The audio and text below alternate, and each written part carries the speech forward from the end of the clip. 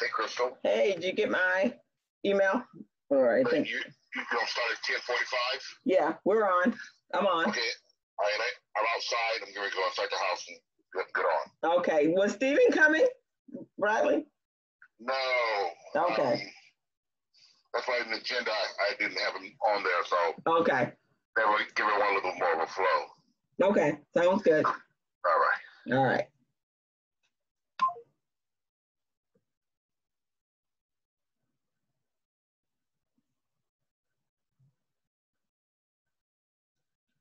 Now, why we put that on the flyer?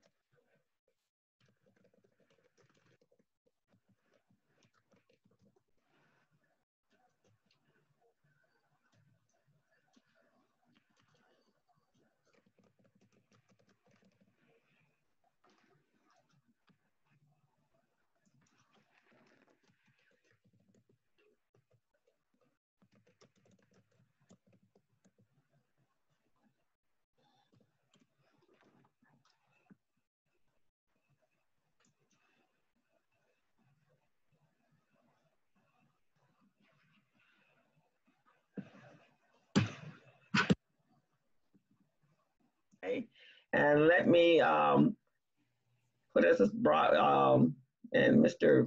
Lombard is rolling in. I'm going to get us ready. So welcome to the weekly business briefing. We're changing the name because there's going to be a life after COVID. we're not there yet, but there will be. So we want to call this, we're switched the name over. We want to welcome you and thank you for participating and coming out and hearing what's going on in our community. I am Crystal Mitchell. I am the co-director of Recycling Black Dollars, as well as a business coach in the community.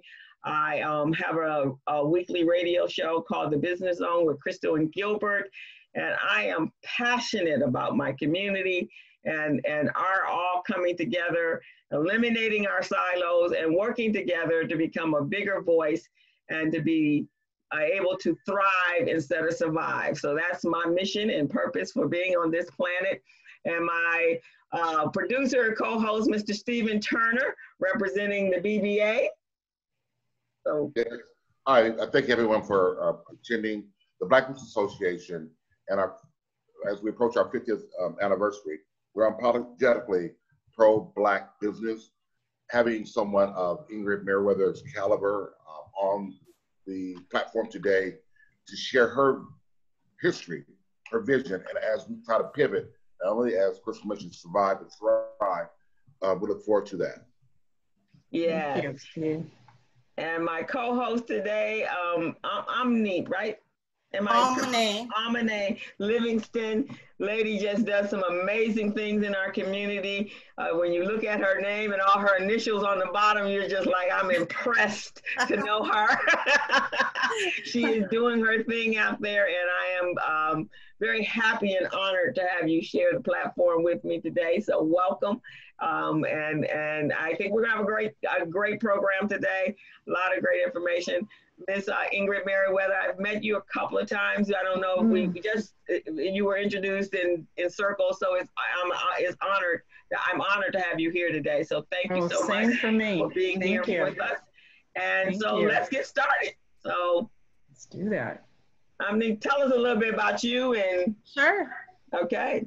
So first, I just want to thank, of course, Stephen Turner and Crystal Mitchell for giving me the opportunity to co-host today's event. I'm also honored to virtually share the stage with you, Crystal, as a co-host. My name again is Omoné Livingston. I am a civil and environmental engineer with over 28 years of experience.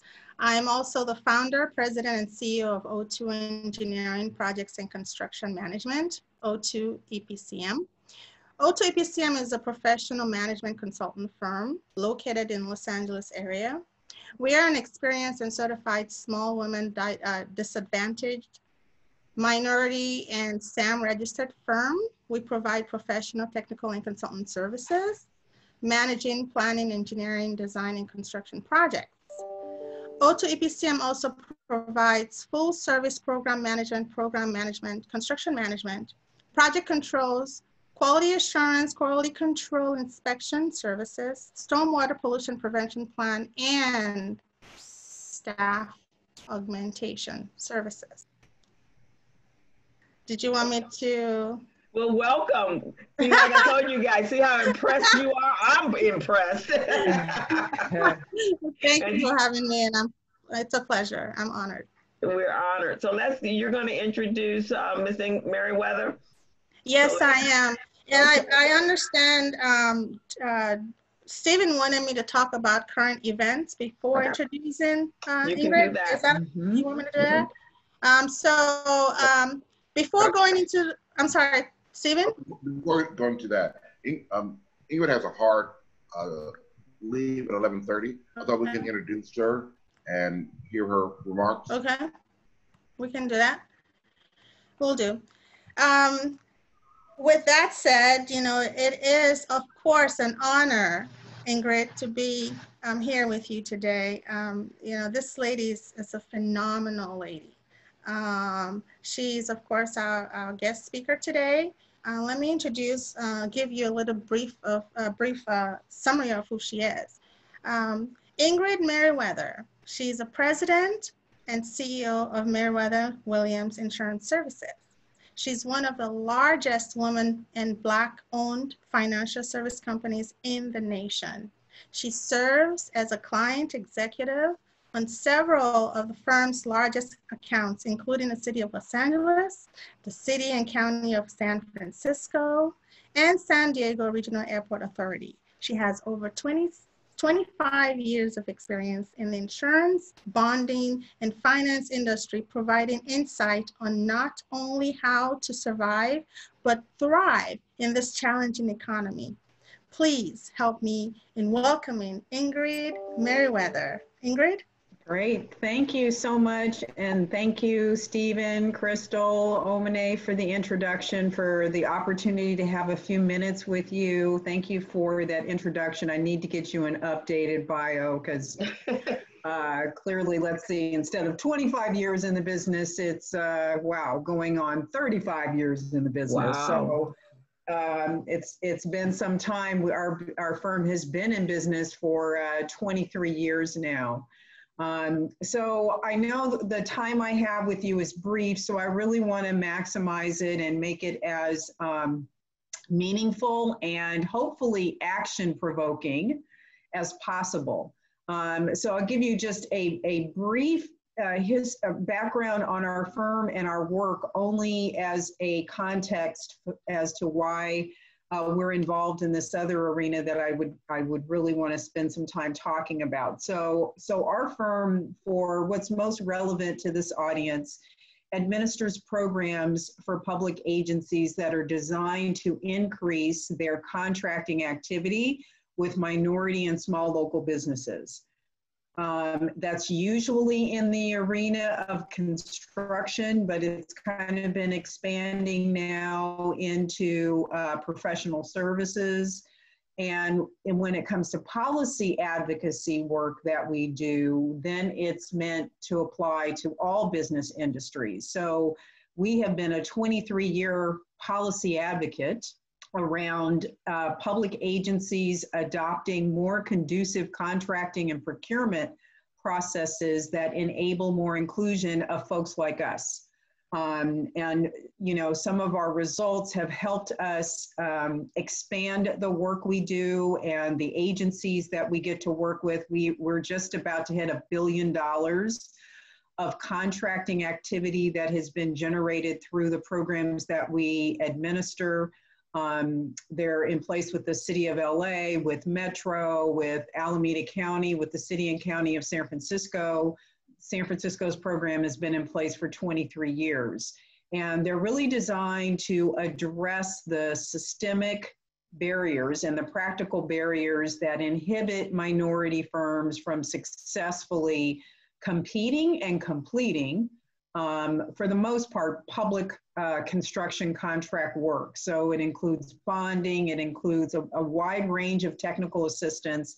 And then we've just piloting a new program in San Francisco called CAP, which stands for Contractor Accelerated Payment Program, which we're really excited about. We're really hoping that we can kind of maximize some of the recent current events, in particular the George Floyd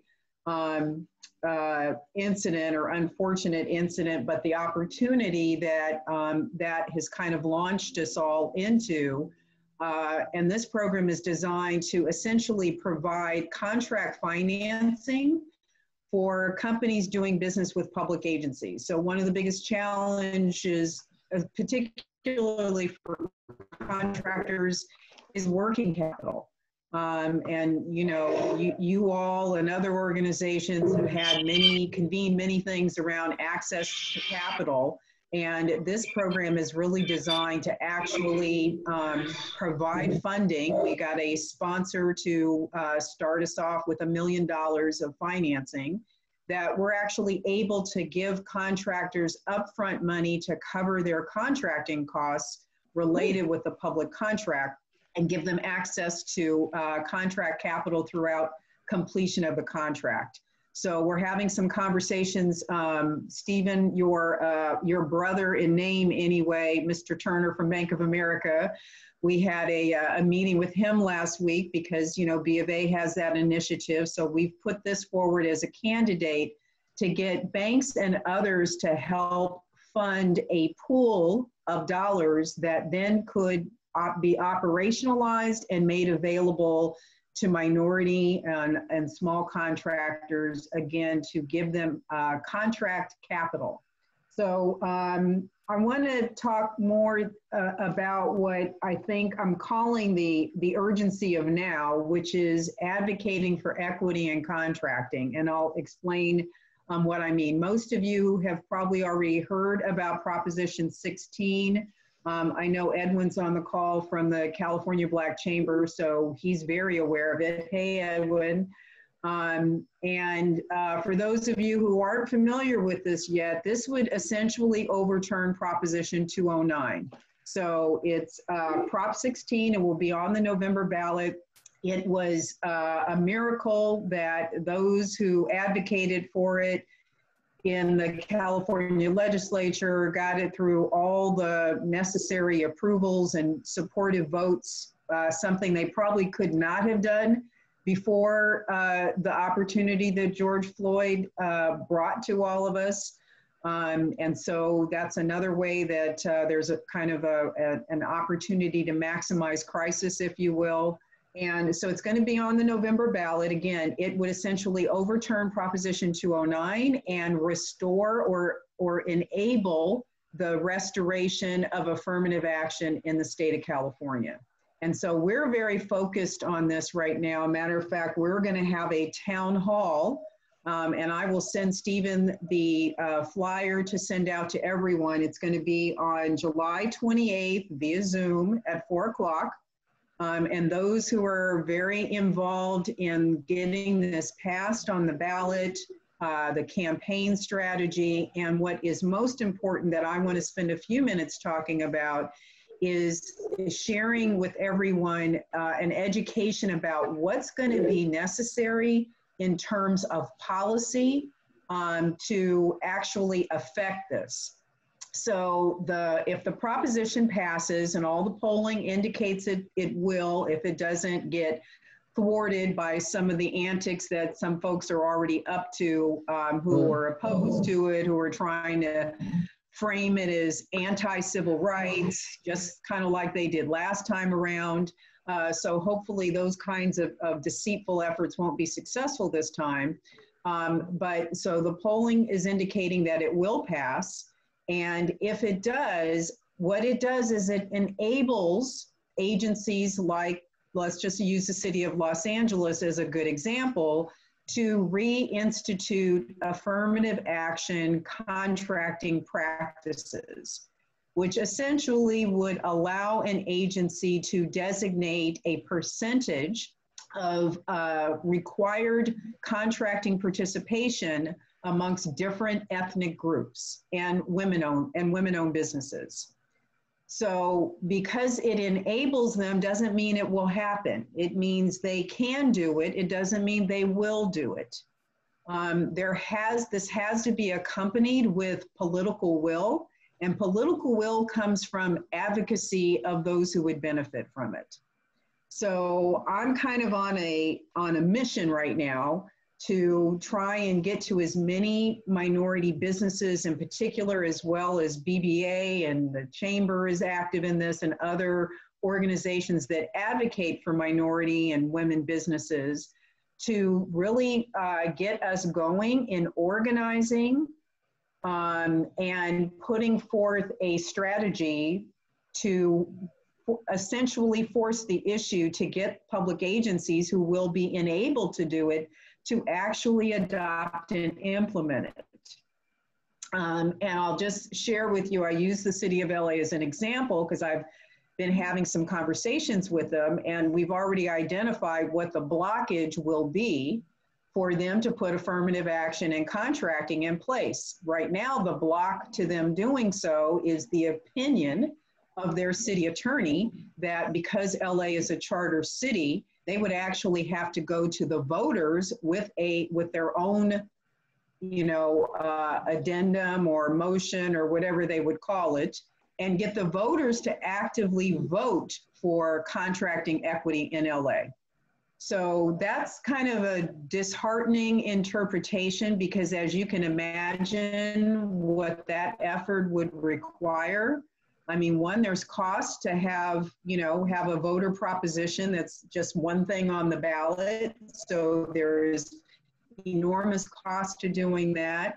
The political will is a heavy lift to do something like that because it's an amendment of the charter for the city of LA. And to be honest with you, there are a lot of people who feel that that's kind of a scapegoat, that really shouldn't be what's necessary. So it's just giving you an example. That's one agency. That's just the city of LA. So it's very clear that simultaneously with the campaign to get the proposition passed, there needs to be another organized effort by minority and women-owned businesses who stand to gain the greatest benefit from affirmative action and contracting to get organized, to get educated, and launch its own kind of policy campaign or political campaign to really force the issue for the agencies to adopt and implement it now that the law would allow them to do so. So I would encourage you all, if you can, to participate in this town hall on the 28th. You're going to learn more, not just about the proposition, but about what is necessary to get public agencies to adopt and implement it. We're hoping for a strategy that will allow us to do this kind of in a regional way, rather than with each public entity.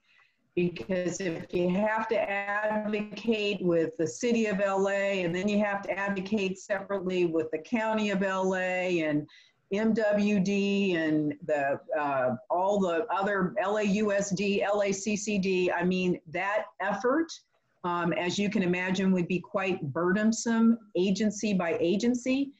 We think a better approach would be a region-wide approach where you would take all the public agencies, for example, in the county of LA, and a strategy that would approach them kind of all simultaneously, because the issues are the same. They have to find the path to adopt the policy that then allows them to fully implement Proposition 16, affirmative action and contracting, and then along with that, isn't just the policy, but it's the practices and the programs, what we call the 3 Ps, policy, practices, and programs. So I know with that, my time is drawing close to an end, but I just want to really reinforce that this is one of those crises and opportunity moments.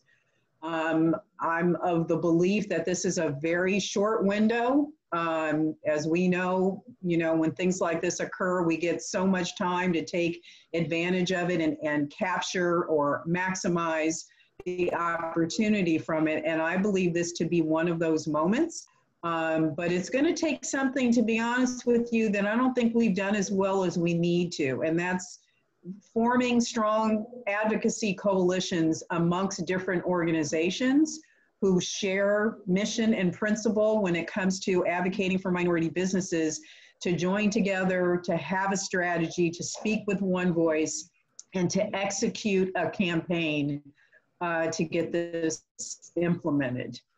So I'm going to leave a minute or two for questions if anyone has any, and hope to see you all on the 28th. And I will, like I said, send the information to Stephen to send out. But does anyone have any Ingrid, questions? that was fantastic. I actually, I'm glad that you said that. As you know, we both belong to the City of LA's Ad Hoc Advisory Committee, and we got firsthand information about this from our leaders here in the LA area. Mm-hmm. So remembering to vote in November, on November 3rd, in this very important presidential election, of course, Proposition 13, which will be in California's ballot, is vital. 16. Oh, I'm sorry, It's excuse me, 16, thank you. Yeah. Proposition 16, which is actually to repeal the 1996 Proposition 209, and it's vital that we all vote on November 3rd. And with that said, I have a question though. I know that Merriwether Williams have several programs that assist small businesses, as you have touched on some of them. Mm-hmm. For those individuals that are not as involved or familiar with your programs, can you please direct them on how to get access to these programs and how they can qualify Sure. to help the small businesses that are currently are listening? Okay, so real brief, and I'll make sure my some contact information goes to Stephen as well. So the programs in LA, I'll speak to specifically, it's called the Contractor Development and Bonding Program. And it's a very wide range of technical assistance offered to small minority women, local business enterprises to facilitate their access, understanding, and in some cases, financial support to successfully bid and contract with the City of LA, including all the proprietaries, so that's LAWA, DWP, and the Port, and Metro. And so everything, all the services are tailored to the individual firm. So we start with a needs assessment, then we develop a work plan with you, and then you are assigned an account manager whose job is really to essentially help manage your work plan to achieve the objectives that you've mutually identified, with the ultimate goal of you successfully bidding and being awarded contracts and successfully completing them. So as I said, we've done about $1 billion of this type of work over the last 23 years. One of the things that we are most proud of is in all that time, out of about 1,300 transactions, we've only had 2 contractors fail to complete their contracts in 23 years. So what that is a testament to really the quality, the commitment of minority and small firms when they finally have help overcoming all of those systemic barriers and are able to compete, that their results and industry-wide demonstrate to be many times better than their larger majority peers. Our program loss ratio is less than 0.1%, which in my industry, that's unheard of. So we've been able to demonstrate, because of the support of our sponsors, the public agencies, that when you remove barriers, more firms can compete. They can compete and complete successfully. And the other thing that we're able to capture that gives a lot of credence and leverage to support these kind of programs is that we're able to demonstrate cost savings. So every time we help a minority or small contractor be in a position to bid a project, and they're the successful low bidder, we capture the data of who the second bidder was. So that represents cost savings to the owner, because had the contractor not received assistance, then that next bidder would have been the low bidder. That's been about $14 million in savings. We have single contracts awarded for the City of LA where the city saved over $1 million on just one contract. So it's really important to understand that barriers and obstacles really cost public agencies money, which is our money, taxpayer money. And everybody benefits from having a larger pool of firms who are able to compete. And we have been able to demonstrate that and quantify that. And that has helped to further not just our programs being adopted, but make the case that all of the practices and policies around contracting and procurement need to be vetted to discern what are the systemic obstacles that are preventing folks from being able to compete. So I'll give you another example. This falls in the policy advocacy work that we do, but another example, we are huge proponents of what are called sheltered bidding. I still like calling them set-asides, but everybody tells me don't use the word set-aside, that that's a negative term. Baloney, but anyway, I'll go with it. I don't want to negate opportunity because people get turned off on the term, but another term that's used is sheltered bidding. We have seen in 2 decades worth of working with the city and county of San Francisco, who actively uses set-asides. They call them set-asides, and they actively utilize them. There are hundreds of set-aside contracts a year in San Francisco. But it is one of the most conducive contracting practices that enables inclusion and participation, because it allows minority businesses to compete as primes on right-sized, smaller projects, but primes nonetheless. Instead of firms having to go and hunt and chase and try to develop relationships with large prime firms, many of whom, have the folks they're working with and aren't really all that interested in working with someone new. So we have seen that be such a successful program in San Francisco and create a nurturing environment for small contractors to build capacity, again, without having to go and court and date and solicit from the prime contractors. That we're really, if whenever we're asked, what do we think is the most important best practice around contracting, that's the number one. I have a whole kind of policy paper that I put together on what could improve, practical things that agencies can do that could improve access and create a conducive environment for minority and small contractors to compete. So that's the other thing around this advocacy is when you advocate for them to adopt race and gender targeted programs, which Prop 16 would allow, you don't just advocate for the policy, but you need to advocate for practices. That's how they implement it. And you need to advocate for programs, things that will remove some of the barriers that have been there that have impeded folks from participating. Ingrid, there are a number of women owned and operated and organizations that are on this that are viewing this call. What can we do to get together with you? My organization is women led, and I have a number of other organizations. I know the Black Women's Network is represented here. What can we do to help you with the advocacy? If we all come together, you let us know what we need, and I'm sure my sisters here on the call and my sisters that are not here, we will be very honored to speak up on the behalf of women here, because a lot of us, we know the difficulty there is with being a women-led business, that there's definitely privileges that are for males and not there for females. So I don't think we have a problem with that.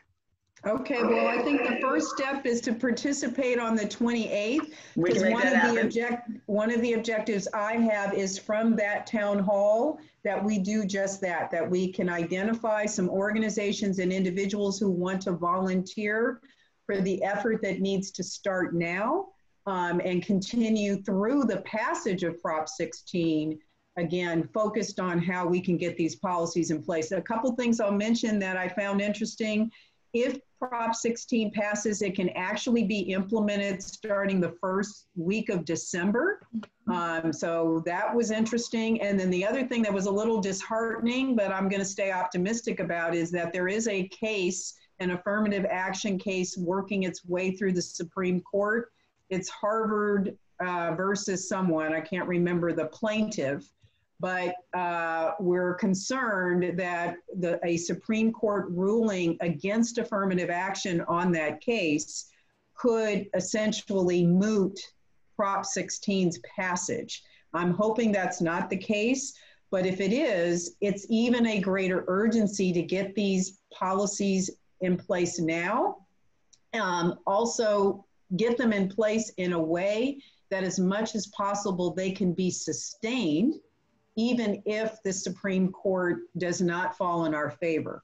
So one of the folks we're going to have on the call is an attorney who has represented, say, Caltrans, for example, and was able to help Caltrans defend implementing affirmative action on some of their projects. And so we'll have some legal counsel to help us understand what do the public agencies need to do, not just to adopt it, but how do you do it in a way that it could survive challenge if for some reason affirmative action is struck a blow from the Supreme Court. And my apologies, but I have to go. You have to go. Thank you. Thank you so much. Yes, it was nice seeing you all. And as I said, I'll send Stephen the information about the 28th, and I hope to see all of you there. Yeah, we will be there. Okay. Bye-bye. Thank you. Okay, so wow, that's very important. And ladies, I know we have a loud voice and we can make this happen. And in addition to our brethren here, we can all, because this is important to us. Voting on November 3rd goes beyond just getting the individual that is habitating the White House. It is so many other things that's so vital to us as a people. We need to make sure we all get out to vote. We encourage our 18-year-olds to go out to vote. We encourage all our family members to make sure they're at the polls and not get caught up in the politics, because there's other things there that we need, and other propositions and other things on the ballot that needs our attention. So you want to go ahead? Sure. With the updates. Yeah, for sure. So as we all know, we actually, I want to take this time. I think it's really important that we remember the life and legacy of an iconic civil rights activist and legend, Congressman John Lewis. If you don't know John Lewis, I hope you do.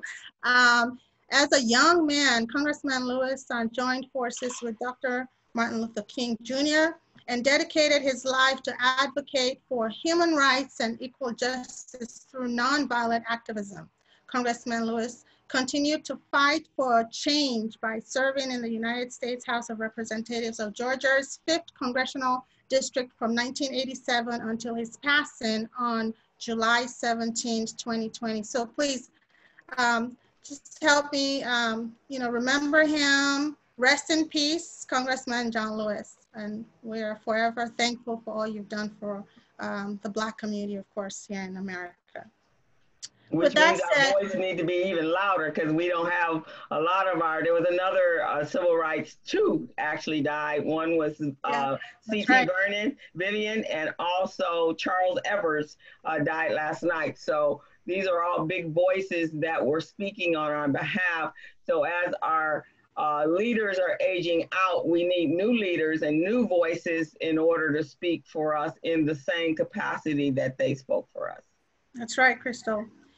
And also, as you know, since the pandemic, some businesses have been forced to close down, and we have all been challenged in doing, our businesses in a different way.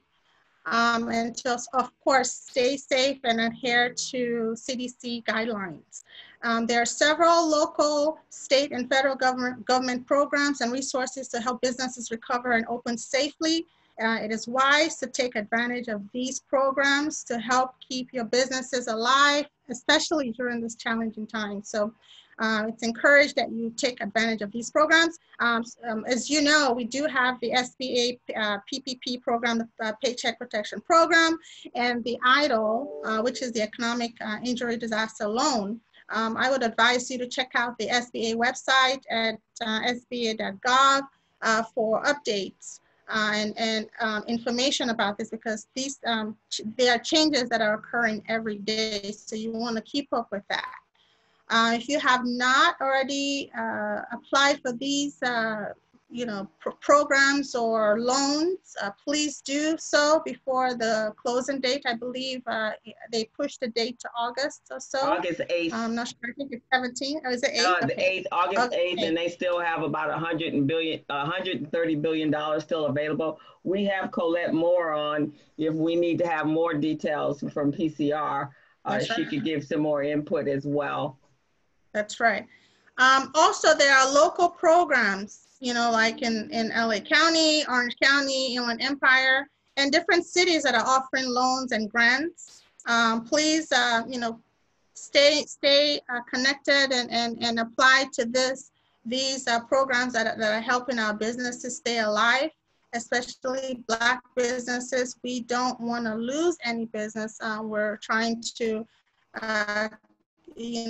keep alive and keep going with all of the challenges we're facing with COVID-19. So please take advantage of those local programs too as well.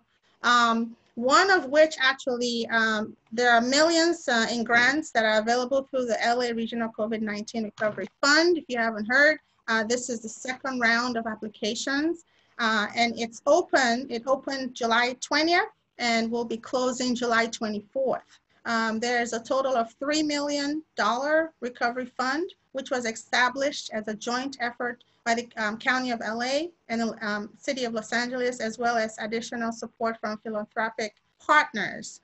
This grant aims to assist small businesses, nonprofits, and micro entrepreneurs that have been adversely impacted by the COVID-19 pandemic, providing $5,000 grants to micro entrepreneurs, and 15,000 grants to nonprofits and small businesses.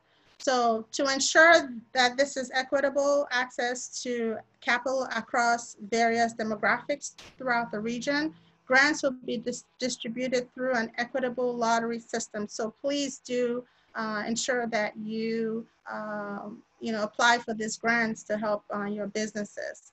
Remember, I just want to take this time just to, remember to vote on November 3rd. Again, I can't say that enough.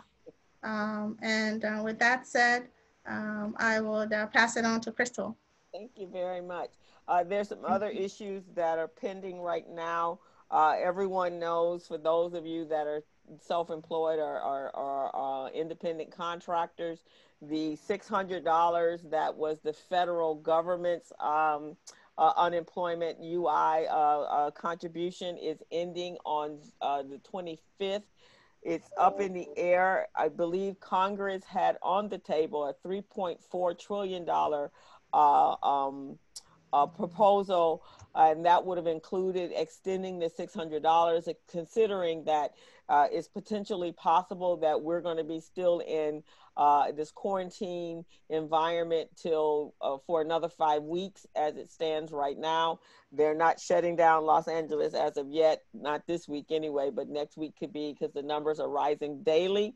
So we need our voices. So you guys, if this is something important to you, that $600 is between life and death for a number of people.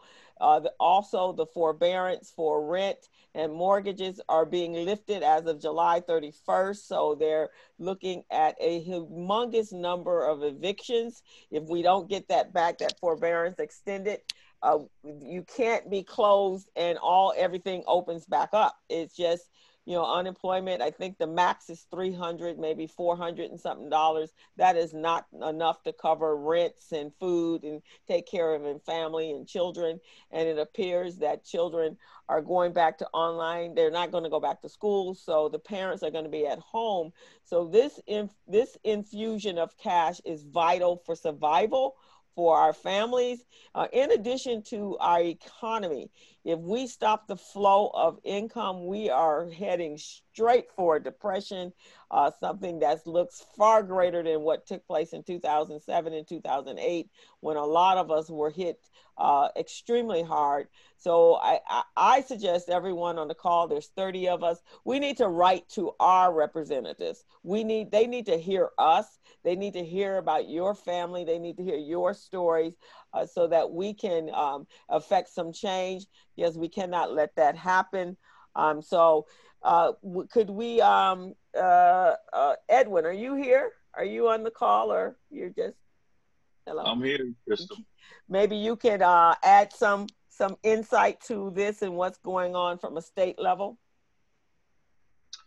What specifically were you talking about? I was talking about unemployment and some of the changes, the forbearances being opened up, all of that sort of stuff that's going on.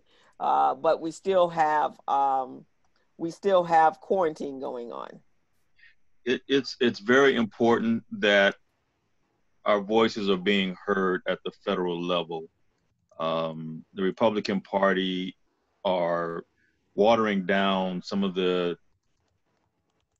safeguards that were put in place by our Democratic representatives early on that secured that additional $600 a week for individuals. They're talking about going as low as $200 a week as opposed to $600, and they're also talking about limiting it so that if your income is over a certain level, I think it's a $40,000 that they're proposing, that you're not eligible to receive that federal money.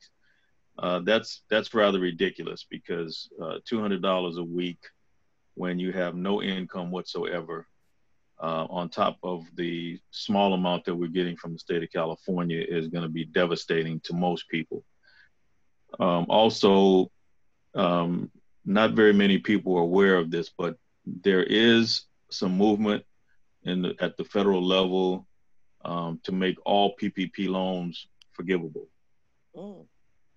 That's just some insight inside baseball that I've heard in conversations that I've had. But again, you must be prepared to report properly so that in the initial phases of this, you can have majority of the loan that you receive forgiven. If you don't report properly, you will be required to pay that entire loan back. The interest rates will not be favorable, and the time frame that you have to pay it back in is going to be almost devastating to your company. So follow the guidelines, make sure you read the small print, and you ask questions of your representative that's helping you to secure these loans so that you don't get caught up in the minutia that can potentially happen. Our current president does not really care about us. He can care less if we exist or not. And you can see that from what's going on up in Portland, Oregon, and what he's proposing in other cities like Chicago, where he's got a militia that's going into those cities and beating people, peaceful protesters. And these are not military installations that he's sending. No one knows who these folks are. So we have to be vigilant, pay attention, communicate with each other, just like we're doing here. And Crystal, thank you so much for this. Make sure that you are tuned into the right places at the right time so that you can gather information. The piece that Ingrid is going to do is going to be very vital. I would ask that you take the time and figure out where you have to go to register for that and get on board, gather that information, but use it. Prop 16 is huge, ladies and gentlemen. If we can turn back Prop 209 and make it clear across the board in every county and every city in the state of California, that's a game changer. All of a sudden, we're eligible for state contracts that we have not been given or even considered in for many, many years. And our states and cities spend billions of dollars in these contracts. So we're missing out. Those contracts can help lift one community from a low-income community and make it a thriving and prominent community just because of the tax base that it can bring. So please pay attention, get engaged, get involved. Don't just sit back and take the information and don't do anything. Write your representatives in the federal government, write your city councilmen and your county supervisors. Let them know that you're paying attention and you want your voice to be heard. So Crystal and Stephen, thank you so much for this platform. And I look forward to every week doing this with you guys. Oh, fantastic. Thank you, Edwin. Can we get Colette to, because I see that you've indicated that there's some sessions going on that we need to know about that's coming out of PCR. So if you can come on board, we appreciate that. All right. Just wanted to share, we've been doing every other week a quick info session regarding the LA COVID Fund, so to answer those questions. But yes, you can apply multiple times. And so please apply again this week. It closes on Friday. So apply. Only those people that become finalists, though, are going to be notified. So you will not get a decline letter. You will only get a next phase letter. So if you did not get one for the first phase, apply again and stay in there for all 6 waves. So, and there may be hopefully some additional money that comes through. Okay, so thank you so much. And Dr. Vanderpool, would you like to add something to the platform here? Is she still there? Hello? Okay, so the information that Colette has, she's put it in the chat room for where the webinars are taking place. Please take that information. I will send it out to you as well as along with this video. I think the copy of this video, because it's very important. And please write. We got time, guys. Let's write. There's some life-changing opportunities for us. There's also some devastation for us if we don't start connecting and speaking for ourselves and not waiting and letting other people do it for us. We are our vested interest, not someone else. They're worried about themselves. We should be worried about ourselves, and we should be taking this time to make some really phenomenal changes in how our community is thriving. what Edwin said is very important, and it is going to take us this whole entire village nationally to make some changes. We're going through some stuff. So we're in our last 2 minutes. Stephen, you have anything? I'm needing you. Can't get my lips together. Anyone else have anything, any questions that you want to ask? Well, go ahead. Go ahead. Well, two things. Again, as I mentioned, the Black Business Association is celebrating their 50th anniversary in September. The theme is going to be wealth creation. Secondarily, I'm the managing director of the Slaton Group, and again, we're a risk management firm specializing in employee benefits. So if I can be a resource to anyone who has employees, my sweet spot is from 15 to 80 employees. And lastly, I just wanted to mention to Edwin, for those who have operation in the San Francisco Bay Area, there's a grant program for small business owners. And Edwin, can you elaborate on that, if you're so kind? If you're still there. Yes, if you're a business in the San Francisco area, or if you are returning to the San Francisco area, they've secured quite a bit of money from the city of San Francisco to make available to small businesses up to $50,000.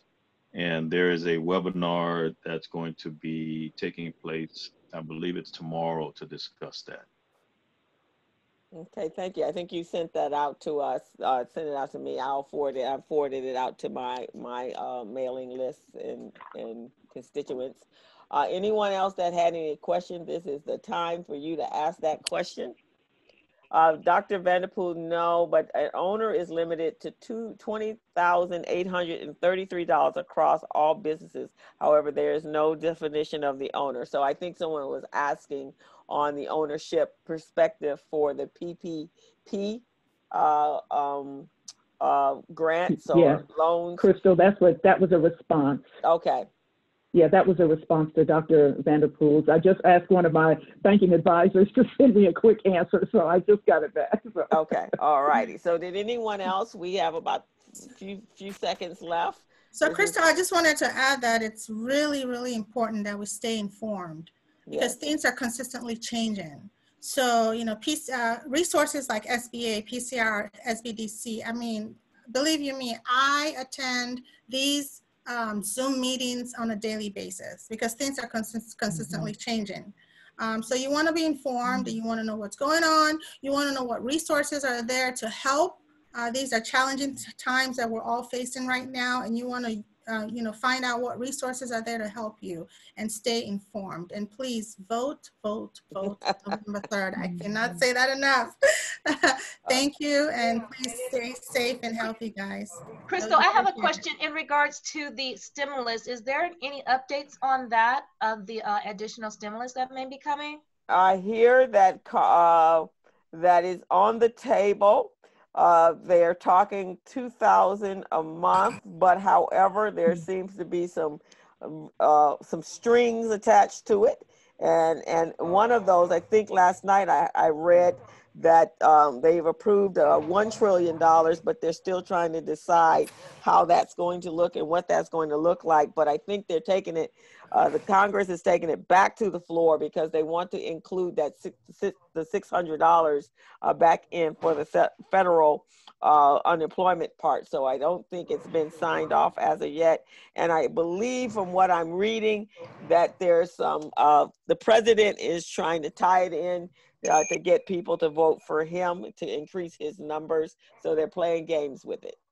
So to add to that, I got information yesterday from a congressperson stating that the House approved a $3 trillion funding for a second round of possible PPP, but the Congress took it back to $1 trillion. So they're looking into a possible second round of PPP applications. So I'm sorry, someone wanted to say something? Yeah, this is Andrew Williams Jr. Crystal, thank you so much for this. I see Ian Fox is still here. I'd like to volunteer him and myself to work together to pull together a comprehensive platform so that we can have one place, we can have all the communications that are going on to our various networks on the Revelation Network platform. So I'm willing to make that available as we move forward to November 3rd. Every day we need to continue our collaborations.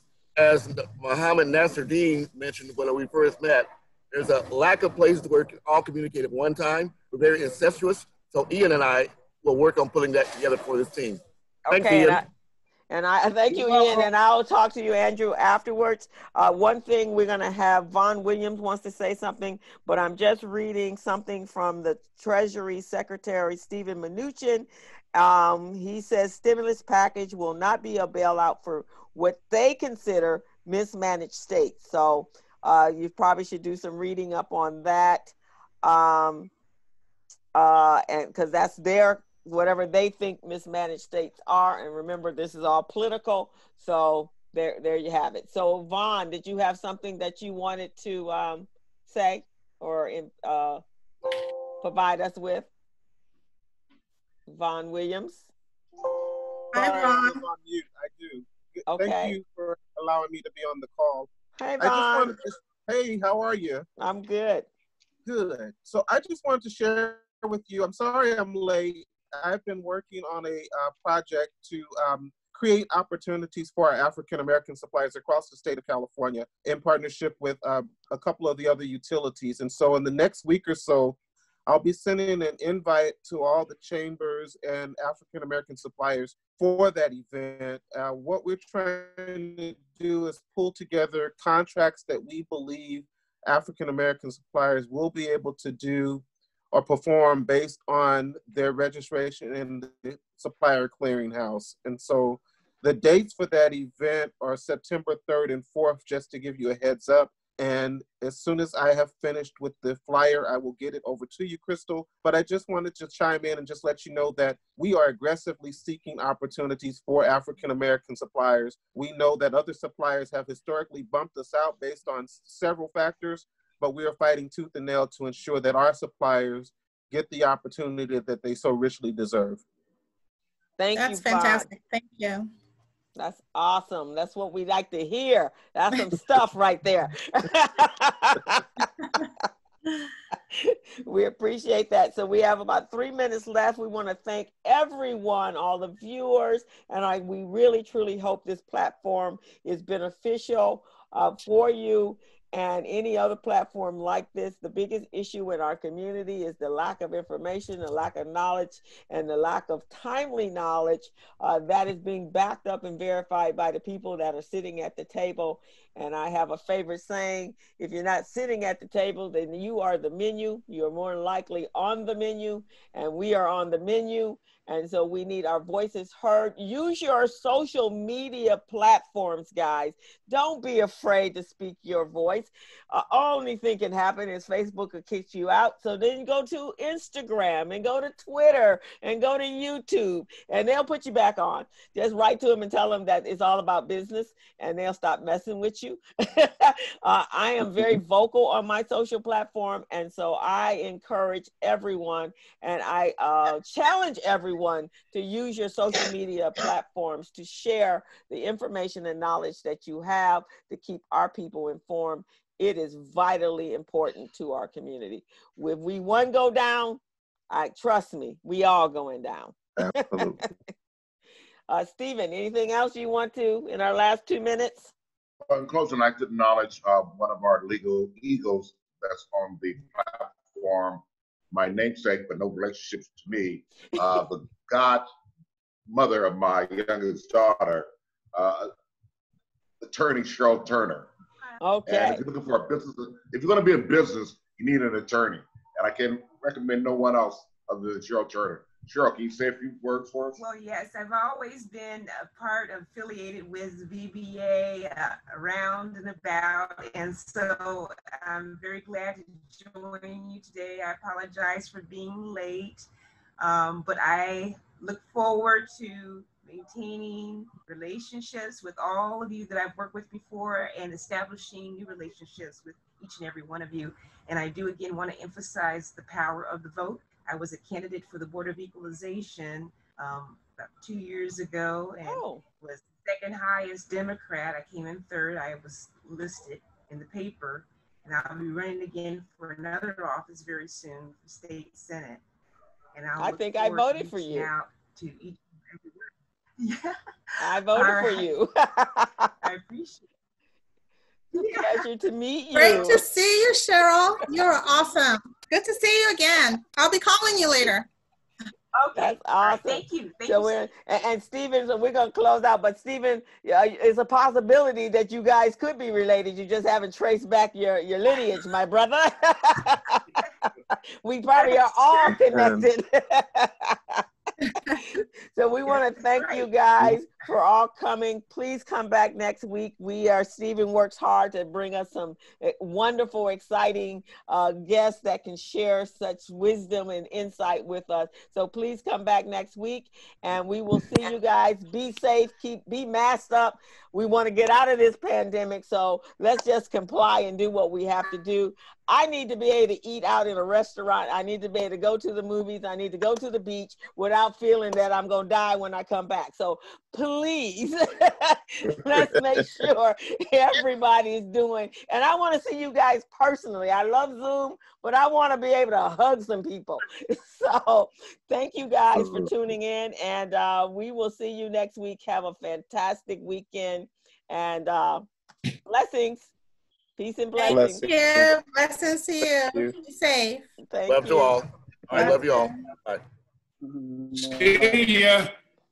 Bye-bye. Bye, Ian. I Bye, see you. Bye, Ian. Thanks, Krista.